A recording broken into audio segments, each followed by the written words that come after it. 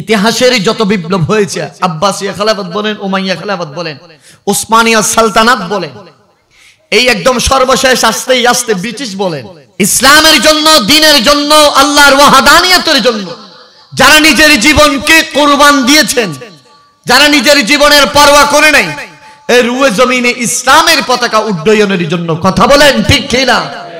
যারা কুরবান দিয়েছেন প্রত্যেকজনে সুন্নি মুসলমান, সুফি মুসলমান, সুবহানাল্লাহ বলেন। আমি একদম লাস্টে এই ব্রিটিশ কাদাব আন্দোলন আমরা বলি না, এই রাউজানের মাস্টারদা সূর্য সেন থেকে শুরু করে যারা যারা ব্রিটিশ কাদাব আন্দোলনের সাথে সম্পৃক্ত, আমরা বাঙালিরা যাদেরকে কি করি, স্মরণ করি। এই ব্রিটিশ কাদাব আন্দোলনের মহান রূপকার কে ছিল জানেন?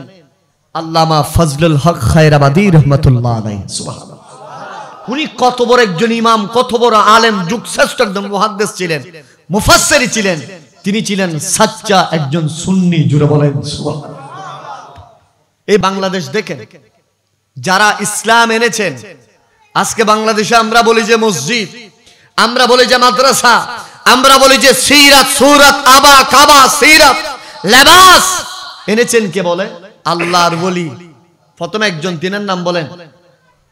যদি আদম শহীদ আছে, কিন্তু আমরা সবাই জানি এই জমিন ইসলাম এনেছেন বাবা শাহজালাল ইয়ামানি মুজাররাদি, জুড়ে বলেন।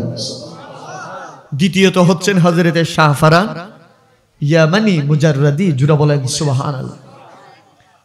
এই বাংলাদেশে ইসলামের পটভূমি সেই ওই লালমনিরহাটে হিজরতের পরে প্রায় ৮০ হিজরির পরে লালমনিরহাটে যে মসজিদ পাওয়া গেছিল, প্রত্নতাত্ত্বিক যারা গবেষক তারা বেশ ৮০ হিজরির পরে লালমনিরহাটে মসজিদ হয়েছিল, জুড়ে বলেন সুবহানাল্লাহ।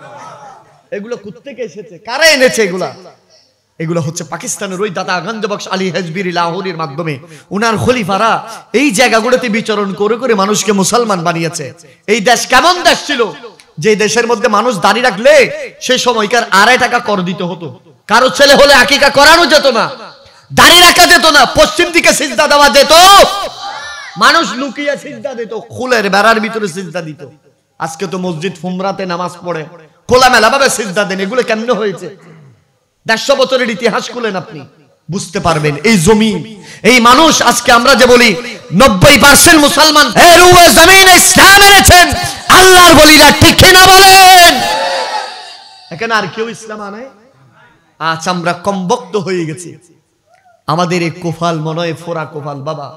আর যারা ইসলাম এনেছেন আজ আমরা তাদের মাজারে হামলা করি, কথা বলেন ঠিক কিনা?